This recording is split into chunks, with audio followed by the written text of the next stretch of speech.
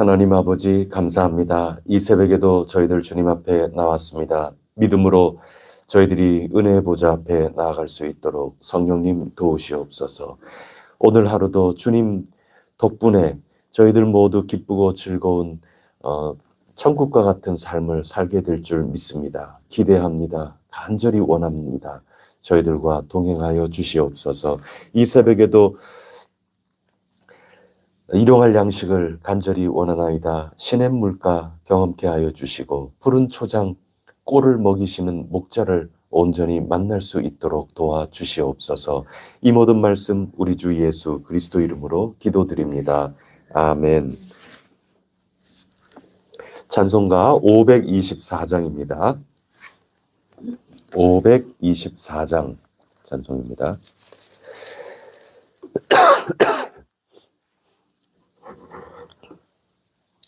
갈 길을 밝히 보이시니 주 앞에 빨리 나갑시다. 우리를 찾는 구주 예수 곧 오라 하시네. 죄악 벗은 우리 영혼은 기뻐 뛰며 주를 보겠네. 하늘에 계신 주 예수를 영원히 섬기리. 우리를 오라 하시는 말 기쁘게 듣고 순종하세. 구주를 믿기 지체 말고 속속히 나가세. 죄악 벗은 우리 영혼은 기뻐 뛰며 주를 보겠네. 하늘에 계신 주 예수를 영원히 섬기리. 주 오늘 여기 계시오니 다 와서 주의 말씀 듣세. 기도하며 생각하니 참 진리시로다. 죄악 벗은 우리 영혼은 기뻐 뛰며 주를 보겠네. 하늘에 계신 주 예수를 영원히 섬기리. 죄악 벗은 우리 영혼은 기뻐 뛰며 주를 보겠네. 하늘에 계신 주 예수를 영원히 섬기리. 나는 전능하신 아버지 하나님 천지의 창조주를 믿습니다. 나는 그의 유일하신 아들 우리 주 예수 그리스도를 믿습니다. 그는 성령으로 잉태되어 동정녀 마리아에게서 나시고 본디오 빌라도에게 고난을 받아 십자가에 못 박혀 죽으시고 장사된 지 사흘 만에 죽은 자 가운데서 다시 살아나셨으며 하늘에 오르시어 전능하신 아버지 하나님 우편에 앉아 계시다가 거기로부터 살아있는 자와 죽은 자를 심판하러 오십니다. 나는 성령을 믿으며 거룩한 공교회와 성도의 교제와 죄를 용서받는 것과 몸의 부활을 영생을 믿습니다. 아멘. 오늘 우리에게 주시는 하나님 말씀은 누가복음 18장 31절부터 마지막 43절까지 받들어 읽겠습니다. 누가복음 18장 31절부터 마지막 43절까지입니다.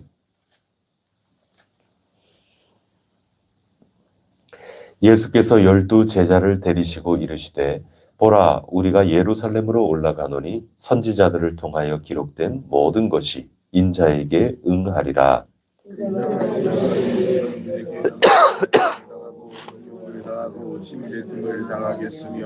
그들은 채찍질하고 그를 죽일 것이나 그는 3일 만에 살아나리라 하시되 제자들이 이것을 하나도 깨닫지 못하였으니 그 말씀이 감추었으므로 그들이 그 이르신 바를 알지 못하였더라. 여리고에 가까이 가셨을 때 한 맹인이 길가에 앉아 구걸하다가 우리가 지나감을 듣고 이 무슨 일이냐고 묻는데 그들이 나사렛 예수께서 지나가신다 하니 맹인이 외쳐 이르되 다윗의 자손 예수여 나를 불쌍히 여기소서 하거늘 앞서 가는 자들이 그를 꾸짖어 잠잠하라 하되 그가 더욱 크게 소리질러 다윗의 자손이여 나를 불쌍히 여기소서 하는지라. 예수께서 물러서서 명하여 데려오라 하셨더니 그가 가까이 오매 물어 이르시되 내게 무엇을 하여 주기를 원하느냐 이르되 주여 보기를 원하나이다. 예수께서 그에게 이르시되 내 믿음이 너를 구원하였느냐 하시되 함께 읽겠습니다. 곧 보게 되어 하나님께 영광을 돌리며 예수를 따르니 백성이 다 이를 보고 하나님을 찬양하니라. 아멘. 오늘은 두 일화가 기록되어 있습니다. 먼저 첫 번째는 이제 예루살렘 가까이 오시면서 당신께서 고난을 받으시고 죽으실 뿐 아니라 다시 살아날 것이다. 이것을 가르쳐 주셨습니다. 그리고 두 번째 일화는 여리고 가까이 이르렀을 때 한 맹인이 주님을 외쳐 불렀습니다. 결국 눈을 뜨게 되었다 하는 이 두 일화가 오늘 우리가 읽은 본문 말씀입니다. 벌써 세 번째 죽으시고 부활하실 것을 일러주고 계십니다. 많이 배우면 많이 배울수록 또 반복해서 배울수록 훌륭한 제자 당연히 되어야 할 것입니다. 그렇게 기대를 할 것입니다. 하지만 안타깝게도 예수님의 제자들은 예수님이 고난을 받으시고 다시 살아나신다 하는 이거에 대해서 전혀 와 닿지를 않았습니다. 이해가 잘 되지 않았습니다. 더욱이 인자라고 하는 말씀을 하시면서 그가 죽고 그가 다시 살아나리라. 이런 식으로 말씀을 하시니까 더 헷갈리기 시작을 했습니다. 그래서 12 제자라고 하는 그런 위치에 있었지만 주님께서 하실 일에 대해서 안타깝게도 좀 무지하게 됩니다. 결국 다 도망가지 않습니까? 고난을 겪으시는 주님을 볼 때, 뵐 때 끝까지 따라가지를 못하였습니다. 우리도 마찬가지 아니겠습니까? 하나님의 뜻이라면 이렇게 이루어져야 할 텐데 왜 하나님의 뜻이 온전히 이루어지지 않을까? 우리 스스로 생각하면서 답답하게 생각이 될 수도 얼마든지 있죠. 그리고 나는 하나님 영광 위해서 한다는데 왜 이렇게 좀 고난이 닥쳐올까? 그것도 좀 이해가 안 되는 것도 있죠. 언제까지 이래야 될까? 그런 한숨도 우리 가운데 나올 수 있습니다. 가르쳐 줘도 제자들이 잘 모르는데 우리도 12 제자에 견준다면 우리도 잘 이해가 안 될 가능성이 너무나도 크지 않을까 생각을 합니다. 감사하게도 나중에 부활하신 예수님께서 다시 만나 주셨을 때 그들이 우리에게 지금 이런 일이 벌어지고 있는 거구나. 그것을 깨달아 알게 됩니다. 누가복음은 24장 쪽에 가보면 엠마오로 가던 제자들이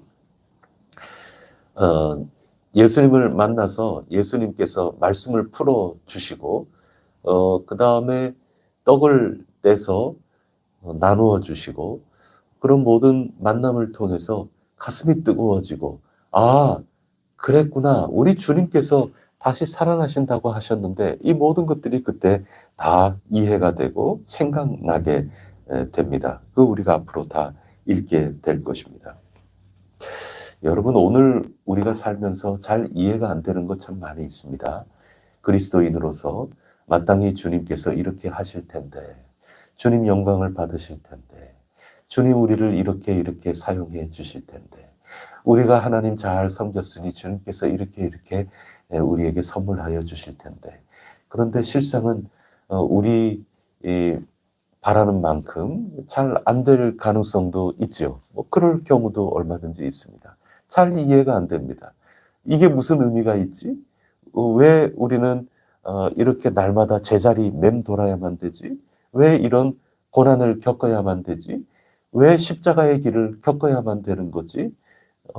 잘 이해가 안 될 수 있을 것입니다. 그러나 성경이 가르쳐 주시는 것처럼 언젠가는 우리가 다 이해를 할 때가 오게 되리라 굳게 믿습니다. 부활하신 주님을 만나고 나면 모든 것이 깨닫게 된 이 12제자, 오늘은 실패하지만, 오늘은 조금 부족하지만 반드시 그때가 되면 밝히 알게 되고 주님의 증인으로서 힘찬 발걸음 내딛게 될 그날이 오게 될 것입니다. 그때가 되면 거울을 보는 것처럼 희미한 것이 아니라 얼굴과 얼굴을 마주 보는 것 같을 것이라고 사도 바울은 기록하고 있습니다. 아, 주님의 고난은 우리를 위한 고난이었구나. 오늘 우리도 겪는 이 고난은 주님과 같이 마침내 영광에 이르고 주님 뜻이 온전히 이루어지는데 우리가 걸어 나가야 될 그러한 모습이구나. 아, 이 고난을 통하여, 십자가 고난을 통하여 죽음과 흑암의 권세가 무너졌구나. 아, 주님의 고난 때문에 우리가 희망을 갖게 되었구나. 생명을 누리게 되었구나. 이것을 마침내 아는 것처럼 오늘 우리도 이해가 잘 안 되는 그런 것들이 저마다 살면서 있을 테지만 마침내는 우리 부활 주님, 다시 오시는 주님 만나 뵙게 될 때 비로소 우리는 모든 것들을 다 꿰뚫어 알게 될 것이라 굳게 믿습니다. 철로 역정 마지막 저 천성, 그것을 경험하면서 얼마나 즐겁고 기쁘게 그 모든 것들을 한껏 누리는지 모릅니다. 왜 우리가 이런 순례의 길을 걸었는지, 순례의 길 가운데 우리가 겪었던 그 모든 것들이 왜 그토록 필요했던 것인지 그때 그 자리에 서면 분명하게 알게 될 것이기 때문입니다.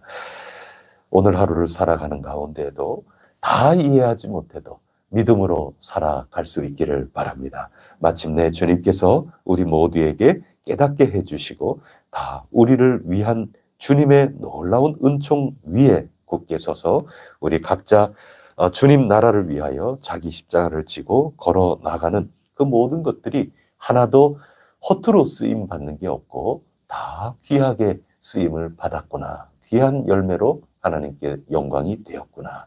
우리에게 유익한 것이었구나. 그것을 깨달아 알지 않겠습니까? 전부 우리 평생을 다 살아왔습니다. 특히 어르신분들께서는 평생을 살아오는데 인생 그렇게 사시면서도 인생이 이게 완벽하게 다 이해하기가 참 쉽지 않구나. 그런 것들 논할 것 없이 다 느끼시지 않을까 그렇게 짐작을 합니다. 다 한마디로 꿰뚫어서 우리가 알지 못하지만 주님 앞에 설 때 이 모든 것들이 나에게 참 유익하고 나에게 참으로 복된 그런 나날이었구나. 나에게 필요한 것이었구나. 우리 주님께서 나와 언제나 동행하셨구나. 여기까지 에베네셀의 하나님께서 나를 인도하여 주셨구나. 그것을 분명히 느끼게 될 줄 믿습니다. 굳센 믿음을 가지고 하루하루 오늘도 전진해 나갈 수 있기를 바랍니다. 그래서 안타깝지만 제자들은 요 순간에는 그걸 잘 몰랐어요. 근데 대조적으로 12제자, 그 대단한 분들과 달리 아무것도 아닌 것 같은 사람들에게 하찮게 여김을 받는 이 맹인이 도리어 주님을 따르면서 하나님께 영광을 올리게 되었습니다. 그래서 맹인 주변에 있었던 사람들조차도 맹인과 더불어서 하나님께 영광을 돌리는 일이 열매로 나타나게 되었다. 진짜 제자죠. 진짜 실제 제자였던 분들은 조금 부족한 모습이 있었고 실망스러운 모습이 있었지만 아무도 제자라고 보기 어려웠던 그런 이들 가운데 특히 오늘 맹인 거지 이 사람은 주님을 온전히 따라 나서는 제자된 모습이었다. 이걸 서로 대조해서 우리에게 보여주고 있습니다. 길가에서 주님이 지나가신다는 것을 알아차리고서는 목 놓아 불렀습니다. 다윗의 자손 예수여 나를 불쌍히 여기소서. 앞서 가는 사람들, 군중들이죠. 군중들이 시끄럽다고 좀 저리 비키라고 그렇게 꾸짖었습니다. 그만큼 일반 사람들에게도 하찮게 여김을 받을 정도의 사람에 불과했습니다. 그런데 맹인은 물러서지 않았습니다. 더욱 크게 소리 질렀습니다. 다윗의 자손 예수여 나를 불쌍히 여기소서. 그때 주님께서 찾아오셨습니다. 내가 너에게 무엇하여 주기를 원하느냐? 주여 보기를 원하나이다. 내 믿음이 너를 구원하였느니라 고쳐주셨습니다. 이 나음을 입고 온전한 제자가 되는데 열쇠가 있습니다. 먼저 첫 번째는 간절하게 주님을 외쳐 부른 거죠. 두 번째는 끈질기게 주님을 외쳐 부른 거죠. 우리 불의한 재판관 그 기도의 비유부터 해서 누가복음은 우리에게 굉장히 단순한 것을 끝까지 강조해서 가르쳐 주는 겁니다. 하나님 나라 그것을 내 삶 속에 만나기 위해서 우리가 할 일이 있다는 겁니다. 그것은 예수님 그분 굳게 붙들고 하나님 나라는 예수 그리스도를 통하여 온다. 이 한 가지 굳건하게 믿고 예수님께 간절히 목 놓아 외치고 주님을 찾고 또 찾는 겁니다. 간절함만이 아니라 끈질기게 주님을 찾는 겁니다. 주님이 나를 낫게 해 주신다. 일찍이 많은 맹인들이 고침을 받았다고 서두에도 이야기하지 않습니까? 세례 요한이 예수님께 찾아와서 우리가 또 기다려야 됩니까? 뭐 이렇게 할 때 예수님이 이렇게 지금 이런 일이 벌어진다 하고 가서 얘기해 줘라 하면서 말씀하실 때 이미 수많은 맹인들이 보게 되는 역사가 일어났지 않습니까? 이 맹인이 지금 예수님이라는 소리를 듣고 굳게 믿은 거죠. 예수님은 나를 이렇게 놔두지 않고 다시 보게 해 주실 것이라는 걸 굳게 믿은 거죠. 그 굳센 믿음, 그리고 간절하게, 그리고 끈질기게 그런 가운데 열쇠로 문을 활짝 열 수가 있었던 것입니다. 그리고 무엇을 원하는지 물어보실 때 분명하게 답을 할 수 있었습니다. 당연한 것을 왜 묻느냐? 나를 무시하는 거냐? 그렇게 퉁명스럽게 얘기하지 않았습니다. 무엇을 원하는지 말하라 할 때 이거 안 들어주시면 어떻게 하나? 최선의 나에게 꼭 필요한 거 그거 말고 그거보다 조금 아래 조금 하마터면 뭐 아무것도 안 들어주시면 어떡하나? 그래서 가장이 아니라 그 아래에 적당히 내가 조정을 해가지고 주님께 이거 뭐 다시 보는 거 그것까지는 몰라도 그냥 뭐 이런 거 정도 좀 들어주세요. 그런 식으로 얘기하지 않았습니다. 굳센 믿음은 나에게 가장 필요한 것, 나에게 가장 불가능한 것이라 할지라도 주님만이 들어주실 수 있는, 주님 의지해야만 하는 나에게 가장 절실히 필요한 그것을 주님 앞에 내어놓는 굳센 믿음이 필요한 것입니다. 또 다른 열쇠가 있습니다. 이런 것들은 맹인의 것이지만 맹인의 것만으로 되는 것은 아닙니다. 온전한 열쇠가 되기까지 주님께서 내 믿음이 너를 구원하였다. 권세와 능력을 가지신 주님께서 친히 말씀하여 주셨다 하는 것입니다. 이 둘이 다 있어야 하는 거죠. 얼마 전 뭐 방송이나 이런데 뭐 자주 우리가 보곤 하고 그러지 않습니까? 우리나라에 뭐 이 소원 맷돌 뭐 이런 게 있대요. 맷돌을 이렇게 돌리다가 소원을 얘기하고 이렇게 돌리면 내 소원이 이루어지면은 맷돌이 안 돌아간대요. 근데 좀 웃으시지만 진짜 안 돌아간대요. 방송에는 그렇게 나왔어요. 아무리 이렇게 해도 안 돌아가요.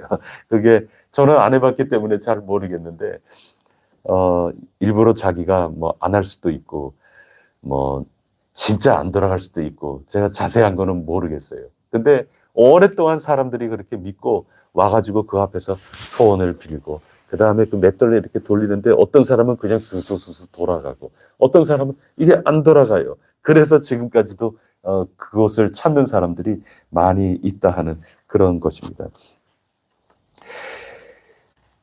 어떤 사람은 이런 것을 뭐 자기 심리적으로 내가 소원 이런 것을 얘기했는데 이 소원이 꼭 이루어졌으면 좋겠다 해서 내 스스로 힘이 심리적으로 이게 안 돌아가서 그렇다.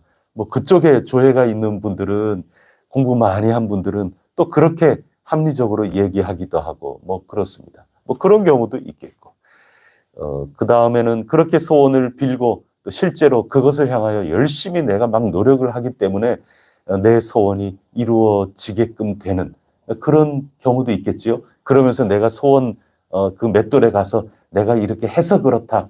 또 이렇게 스스로 보완을 하고 뭐 그럴 수도 있겠죠. 뭐 다 그런 것들이 우리 삶 속에 실제로 이런저런 요건 때문에 일어날 수도 있겠습니다. 그러나 성경이 가르쳐 주는 것은 분명합니다. 단순히 우리 심리적인 이유 때문에 또 내가 열심을 내가지고 이루어지고 그러는 게 전부 다가 아닌 겁니다. 그것도 열쇠인 거는 분명합니다. 다윗의 자손 예수 그리스도죠. 그리고 저 눈뜨기를 원하나이다. 간절히 소원을 아뢰고 끈질기게 간절하게 예수 그리스도를 분명하게 믿고 해나가는 그 열쇠, 이 맹인에게 필요한 거 분명합니다. 그리고 그것 해야 되는 겁니다. 그게 열쇠가 분명하지만 성경은 가르쳐 주십니다. 예수님께서 내 믿음이 너를 구원하였다. 분명하게 권세와 능력이 있는 주님께서 말씀하여 주신다 하는 것입니다. 이것이 분명하게 있기 때문에 하나님의 나라는 이루어지는 것입니다. 우리 오늘 하루 주어진 삶이 있습니다. 주님을 굳건하게 믿고 의지하시기를 바랍니다. 주님께 여러분의 소원을 부끄러움 없이, 주님 제게 절실히 필요한 게 있습니다. 그냥 탐욕이거나 과욕이 아니라 주님 제게는 정말 절실하나이다. 주 하나님 지으신 모든 세계 저 눈으로 보고 싶어요. 주님 저를 불쌍히 여겨주세요. 그냥 불쌍히 여겨달라는 겁니다. 주님 저 불쌍히 여겨달라는 겁니다. 다른 사람 다 눈 뜨고 보는데 주님 불쌍히 여겨달라. 간절하게 끈질기게 주님 믿고 의지하면서 여러 반대에도 불구하고 끈질기게 해 나갈 때 우리 주님께서 기뻐 원하신 찐데 우리에게 분명히 말씀을 해 주시고 우리는 하나님 나라를 오늘도 살아갈 수 있다 말씀해 주고 있습니다. 격려 받으시고 또 도전을 받으시고 오늘도 맹인처럼 주님 앞에 살아가십시다. 이 맹인은 오늘 대조가 되지 않습니까? 저 위대한 12제자.